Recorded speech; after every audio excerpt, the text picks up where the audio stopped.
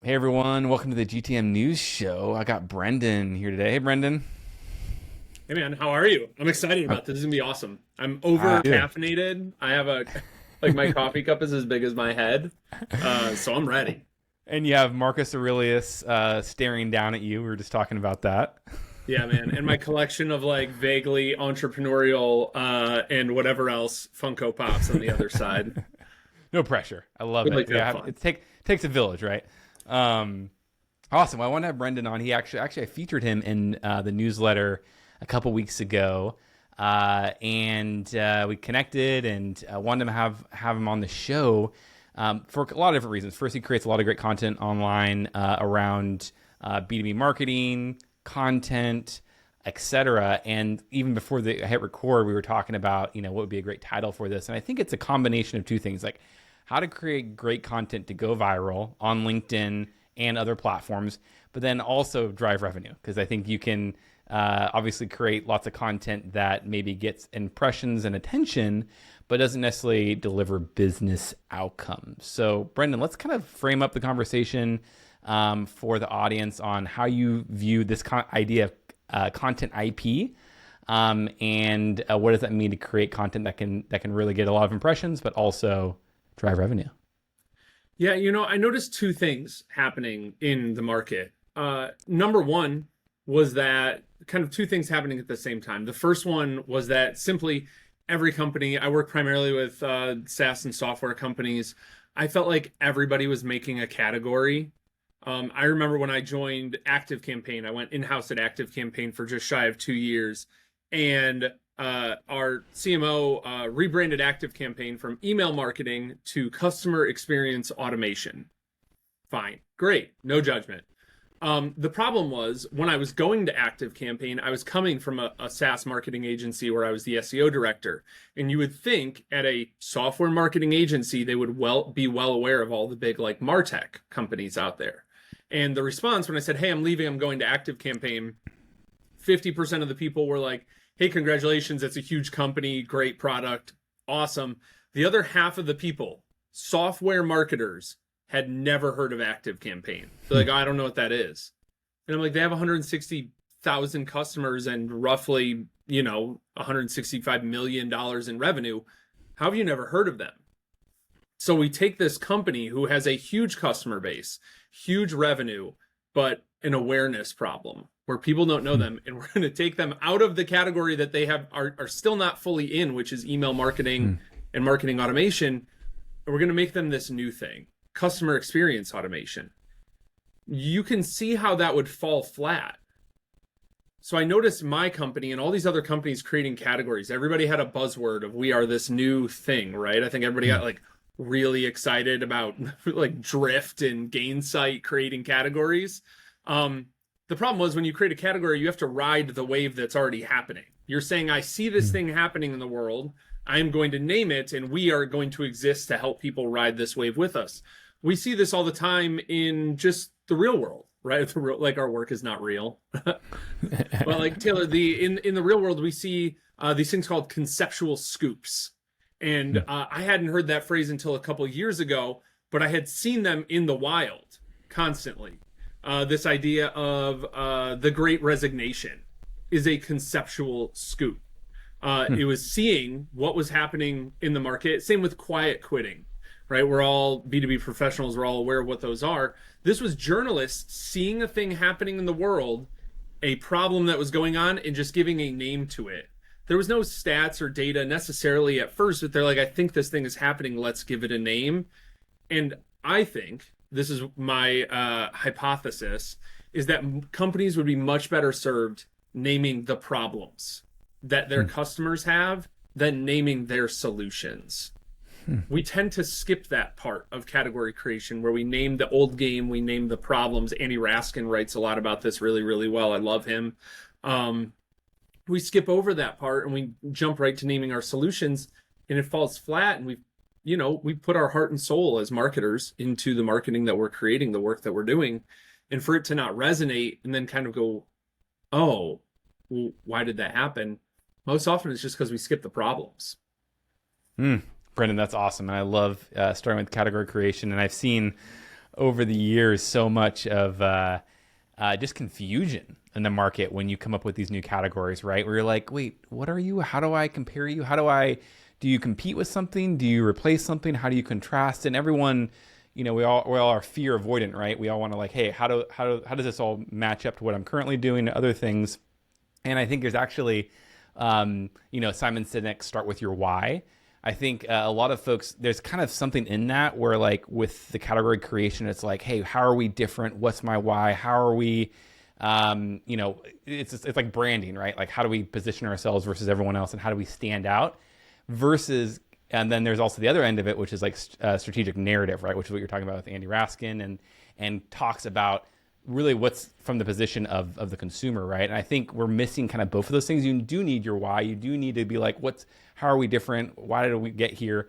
But then also the strategic narrative, and even combining like story brand, Donald Miller's the hero's journey, putting yourselves in the customer's shoes, and Joseph Campbell's. Joseph Campbell's. Yes. I have such a gripe with story brand. I'm gonna forgive me for 5 seconds. Please, let's do it. Story brand is a whole book, a multi-million-dollar business that literally rips off the life's work of Joseph Campbell and does not mention him anywhere in it.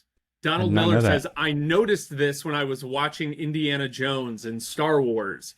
And if you read anything that George Lucas writes, he's like, I just followed the hero's journey from Joseph Campbell.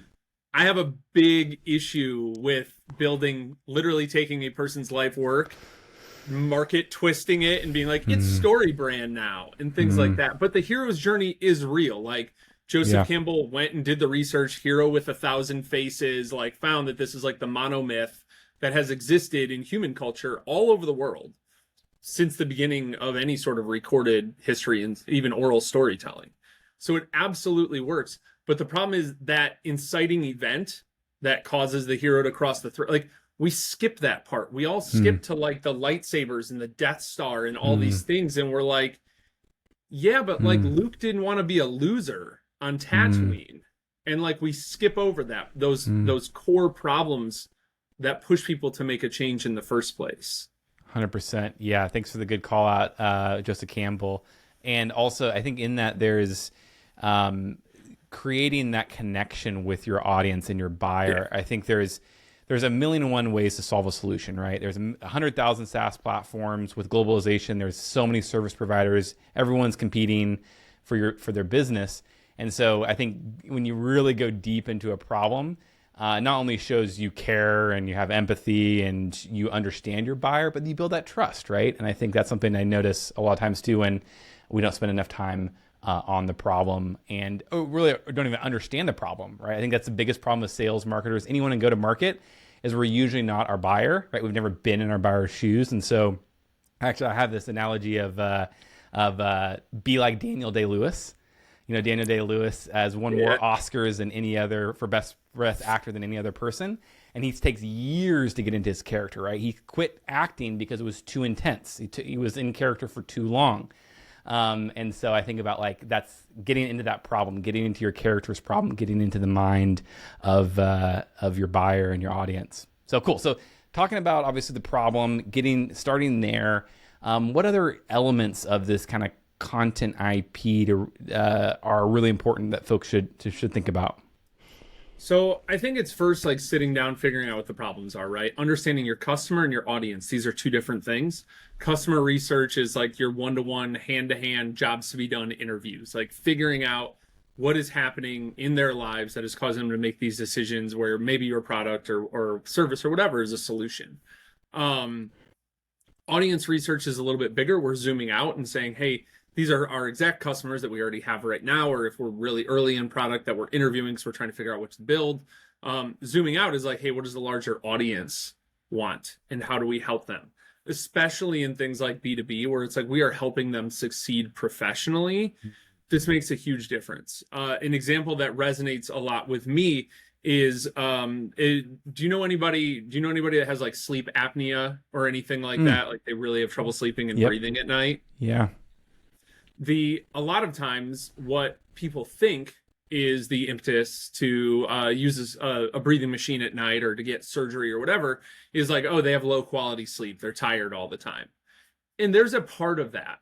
And then there's this phrase and this phenomenon that happens called a sleep divorce, which is where you are snoring so much and so violently and waking up so much throughout the night that your spouse is unable to sleep. And it causes the two of you to sleep in separate bedrooms. Or you do get the sleep like apnea machine, and it's so loud and obtrusive, this giant, I don't even know, astronaut headset on, right? That you get this thing and they call it a sleep divorce. I have never heard of a visceral statement that resonated with me as much as that. And when I heard that, it was like, oh, that is what happens. I don't want that. I don't want this machine. I want to get surgery. Like, surgery is scary. There's all these reasons people would not do that. I will get that because I don't want to get a sleep divorce from my partner or my spouse, right? It's naming a problem. We're not giving a clever name to the solution. So I think first is figuring out like what the actual problems and pain points are, using things like having conversations with people, using things like what's it? Chris Voss, Never Split the Difference is a great book of figuring out how to go deeper without just being like a patronizing or a insolent child and just being like why. Get like 4 levels deep. A lot of times our pain point marketing falls flat because we're looking at surface level pain points. When you go 3 or 4 levels deep, you can give people that like gut punch. And they're like, oh, that is really, like, if we're doing sales tech, it's like, hit OTE and like make more money. Yeah, but like, how about never get put on a PIP ever again? Right? Like, all of a sudden it changes, right? Stop having your parents question your career choice. Like, there's stuff in there that you can get to in these conversations. And then we simply, and this gets like a little like hand wavy and marketing drum circle, but like, give it a name. 2 or 3 words max. I love words that start with the same letter sometimes, so they like kind of rhyme. But like call it like the Great Resignation is like a great, like the Great Recession and stuff. Like, I love that. Like, spend time wordsmithing this stuff. I was driving in the car on the way back to my office a minute ago, and I'm like, I don't know if I even love content IP. Like, I don't know if that's even the right phrase. I don't feel like that hits hard enough and is enough of a problem. Like, I'm talking about the problem in that phrase. So you're constantly like wordsmithing this. That's the first step. Then the question is like, cool. Brendon, I'm bought in. Let's create words for the problems our customers have. How do we get it in front of them, right? And I've kind of found that this like really simple like 5-step framework works, right? We're creating content around the problem itself. Not our solutions. We're just naming the problem, sharing data, sharing facts, sharing information that's making people go, oh my gosh, this is a huge problem, right? Step 2, sharing content. And every marketer skips this second step. Everybody's bought in, share content around the problem. Share content around the first roadblock to the problem. As you start to solve this, you will run into this next issue. What is that issue? In the world, like, I used to do a lot of my work around SEO. I still do, but it was like my sole focus. I noticed the first roadblock was explaining SEO to your CEO.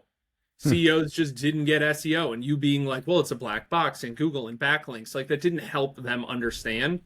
So I just gave my audience a framework for how to explain. It's the I AM framework: intent, asset, and medium. Helps them explain SEO to their CEO.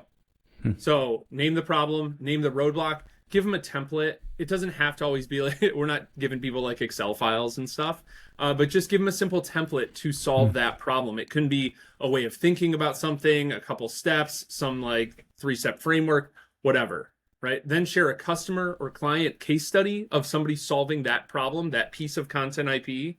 And then finally do, I call it like a high-level interesting roundup. Right? How somebody maybe that's not a client of yours or a customer of yours, how did they solve that problem? How did they deal with that? So the same thing that you help people solve, right? So problem, roadblock, template, customer story, and then like a high level interesting roundup. And that gives us 5 good pieces of content around that piece of IP. You can keep going with that. More problem stuff, more roadblock stuff. There's way more in there. But we have this 5 core pieces of content that we know will not only, let's say, going viral in the B2B world, especially on LinkedIn, usually means posting something, inflammatory about a company or hiring practices or, career stuff. But that doesn't drive revenue. And that's part of the problem. It can get you a lot of eyeballs, but why are they going to stick around? And if you're talking about a specific problem set, you have this like owned language, right? When you give people to solve the language to describe their problem, it's like, shut up and take my money, right? They trust you more than anybody else. So when you give them that, that's how you not only go viral on LinkedIn, but also have something that contributes to revenue and pipeline, and this kind of hidden third piece that is a thing you don't think about until you're leading a big team, especially in marketing, which is hiring. How do I build an audience of people where the best, in our case, like the best marketers in the world want to come work with you? That's a thing. Like nobody talks about that piece of it, where it's like, oh, how do I attract what? Like if I were to go in-house right now, I know I have enough audience and relationships where I could pull people out of current roles. I could definitely find a ton of people who are unemployed or underemployed right now, people who are freelancing and happy doing their own thing, but we'd be more than happy to go in-house to work with somebody else. I can give you 5 people right now that like I would shut down everything to go work with them. If they called me and were like, hey, can you come work at this company? You got to shut everything down. Absolutely. The question is, how does everybody build that for themselves? You know? Super cool. I love that. And just kind of going back through what you just shared, it's actually even back to Chris Voss, Never Split the Difference book. He talks about the idea of mirroring, right? And I think that's, and even therapists, right, do this really well where they just repeat back what they hear, what they, and it creates not only that trust, that understanding, but you grab their attention, right? We're like, oh, and then you want to hear them say, Chris says, that's right. Right. And that's almost like when somebody's reading your post, you want them to be like, oh, that's right. That's exactly, it resonates with me. I'd love for you to spend a little bit of time kind of as we go through these, the first roadblock to the problem. I thought that was really interesting. And you're right. I never see that. Tell me maybe why we never see that, why people aren't focused on that. And what does that do maybe in the audiences, in their mind when you're able to give them that first roadblock? Does it like go a little bit deeper into the problem so you create more connection? Or what's your thoughts on that? Why is that important? Yeah, so let me give you an example. I worked with a MarTech company who one of the pieces of IP that they really worked on, they were a digital asset management software. So it's what you use after you outgrow Dropbox and Google Drive. You have too many digital assets that are flying all over the place. You can't keep track of them. Sales is using the wrong thing, and marketing's got this, and what's the ad creative, but that's got to be different and resized for this. Like e-commerce brands run into this a ton, and so do a lot of others. And what we realized was like the product solved that. And a lot of times when you're creating software, marketing software, you're like, yeah, we have the problem. And if you would just get our software, you would have the solution. So they just keep pressing like, this is your solution. This is your solution. There's other problems that are going to happen, right? So there's things that happen along the way. So the issue is that like you have with digital asset management, right now you have this, what we ended up calling relay race marketing, right? Where people are just handing off assets to each other, just passing the baton over and over and over. And it creates bottlenecks. And then people, the more handoffs you have, the more likely the baton is to get dropped. It's a beautiful analogy, right? Relay race marketing. It also sounds like I'm big on, again, this is like the woo-woo part of marketing, but like I'm big on mouthfeel. Like, how does it physically feel to say these words? Sometimes you say it out loud and you're like, that feels gross. Like, that's not it. Because people are going to say it to each other on, in conversations like this. And if it doesn't feel right saying it, they're not going to. So with relay race marketing, what we realized was the first roadblock to solving that problem, like, the problem, you're committed to solving it. Now, once you use digital asset management software, your team has been so dependent on one another. When I need something, I go to a person, or a person comes to me, and it's the passing of the baton. But now you're passing the baton to yourself. You're moving to a self-service model, taking an organization that has historically run on people asking and requesting things constantly from each other and ask them to go self-service is a huge roadblock. We're asking for organizational culture change. If you tell people that that's going to happen, or it is currently happening to them, again, it's like, shut up and take my money. You know exactly what we're going through, and you've described it. Or you've warned me ahead of time of like, hey, just letting you know, as you start to try to solve this, you're going to run into this next thing.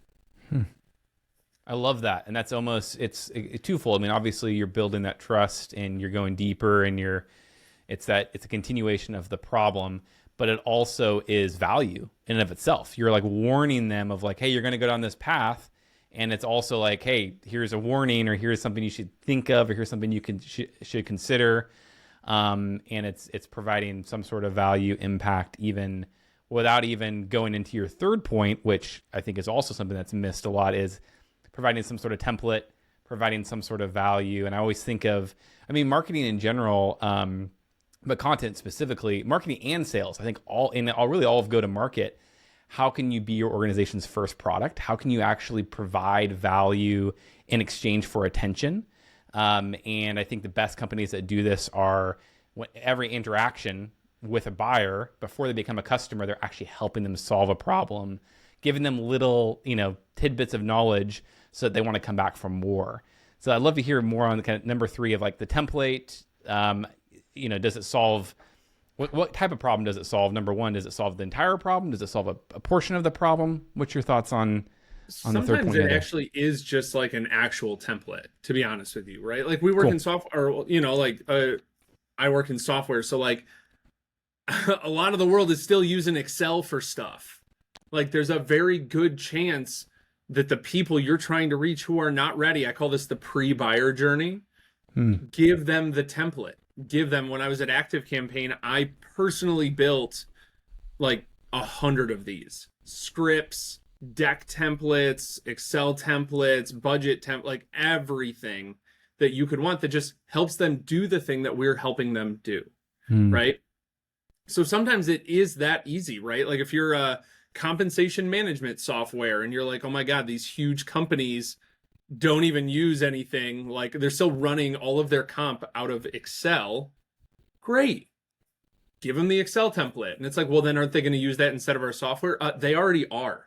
Like we have to live in the real world of like, if they are happy using your template and not your software, first of all, we have to question why the software exists, right? If it's not drastically superior to Excel or Google Sheets. But second to that, like who are they going to come to? Who are they going to trust? And brand your template, make it beautiful, right? Put your brand colors in there. Put your logo in one of the cells. They'll delete it. That's fine. They still remember where they got it from, right? Especially if they're using it constantly.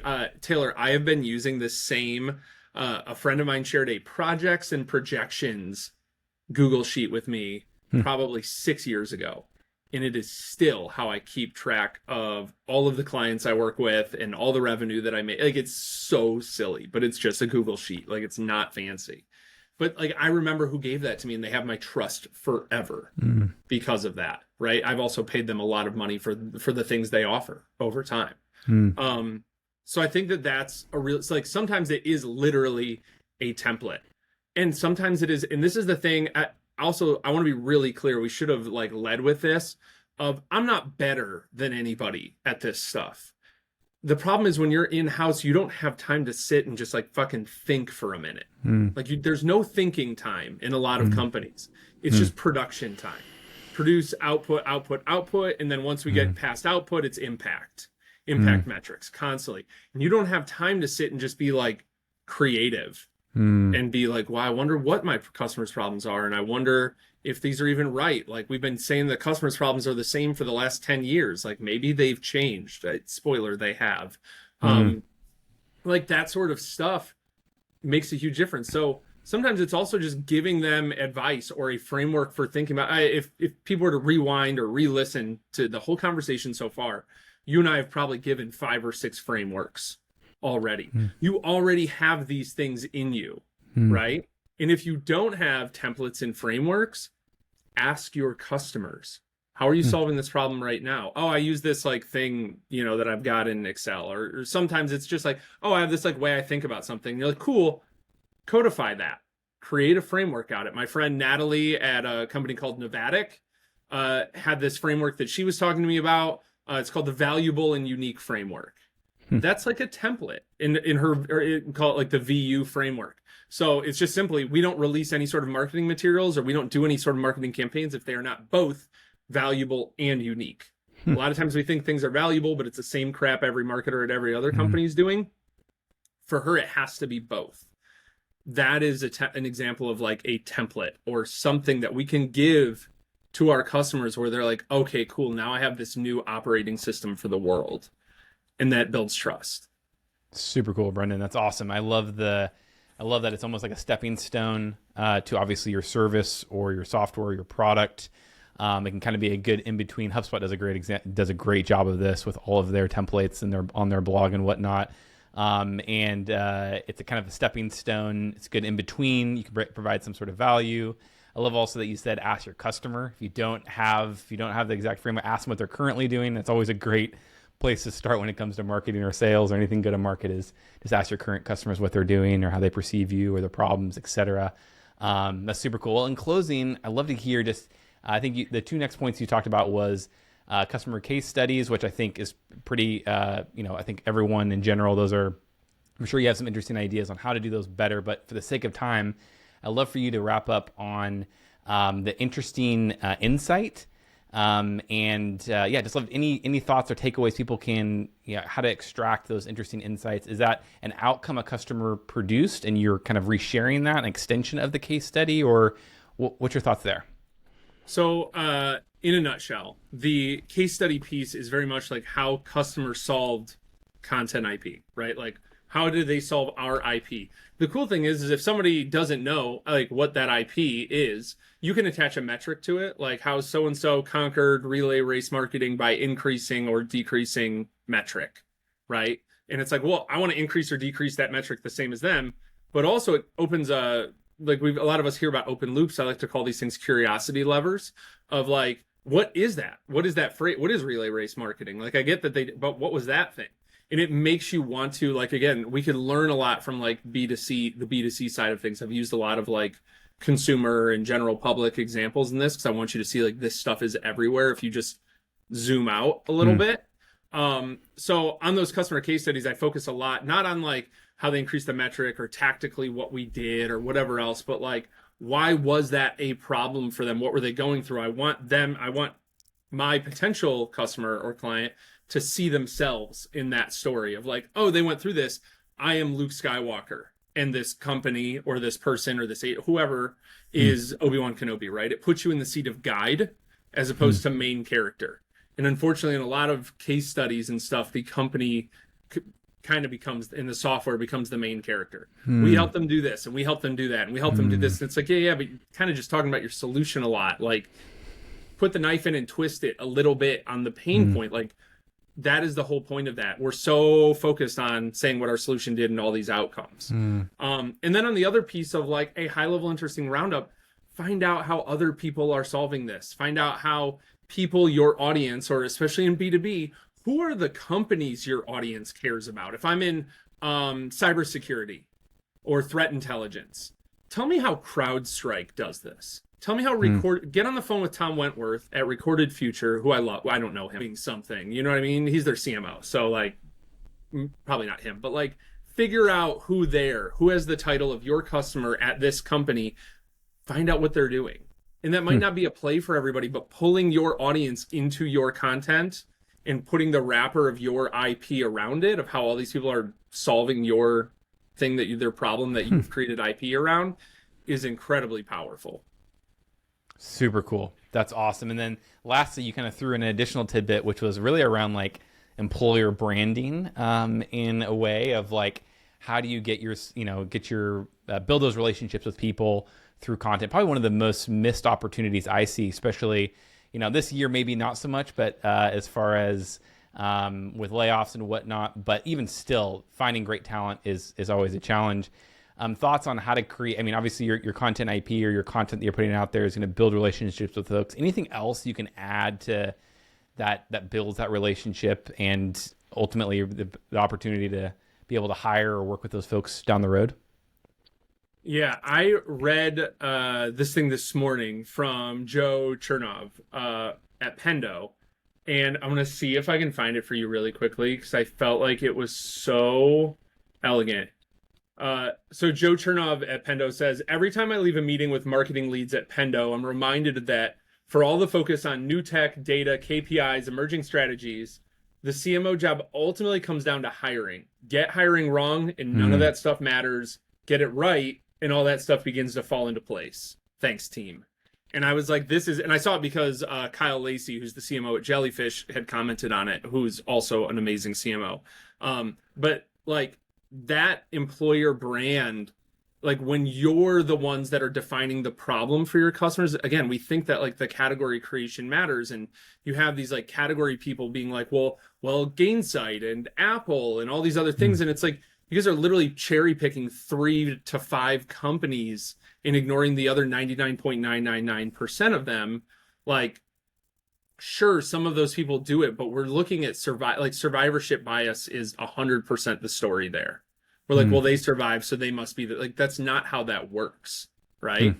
So that employer brand, like when you're the one that truly owns the problems of the customers, not only do you get big customer love, but like everybody begins to hear that like, hey, it's really cool working on support at this company because customers kind of love it. They have problems, but they love the company and the product, right? Or they love the brand, or, you know, it's great to do marketing there. Oh my gosh, you should come here and work on the sales team, dude. It is so much easier than fighting the uphill battles at these competitors. And it's not always because you're a leader.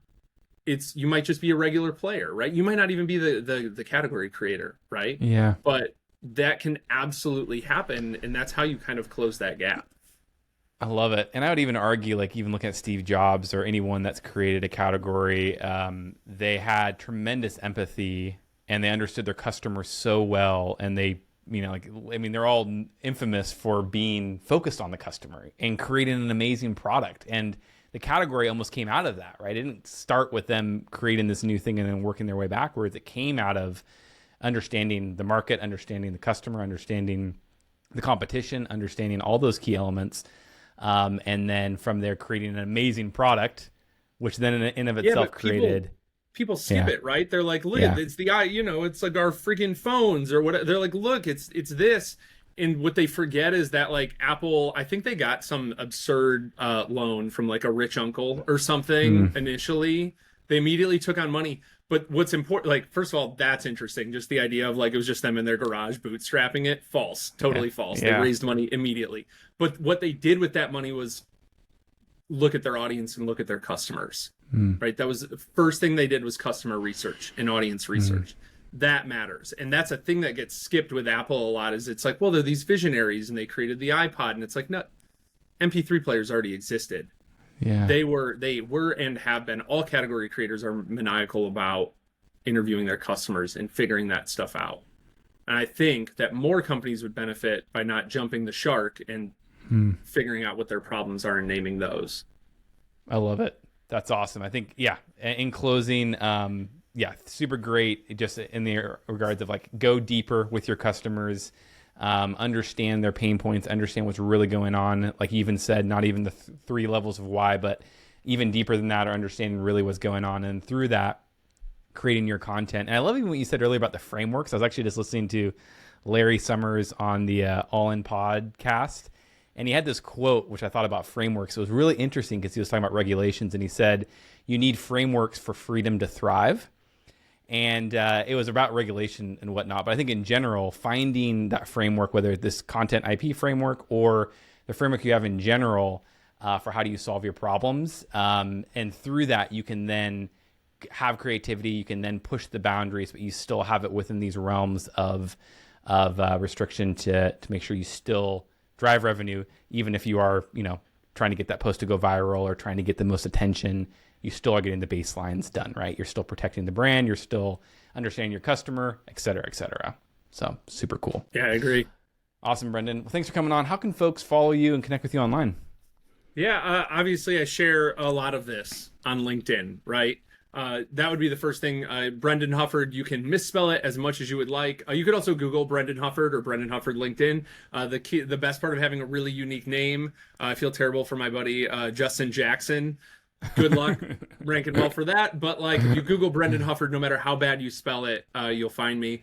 And LinkedIn is the first place. And then I have a newsletter that I write to about 26,000 SaaS marketers every single week called Growing Up. That's where we kind of go behind the scenes and talk about how SaaS and software companies actually get customers by interviewing the people that work there. Super cool. We'll put all those links in the show notes. Thanks again for coming on, Brendon, and we'll see you all next week. Thanks for listening. Thanks, Taylor.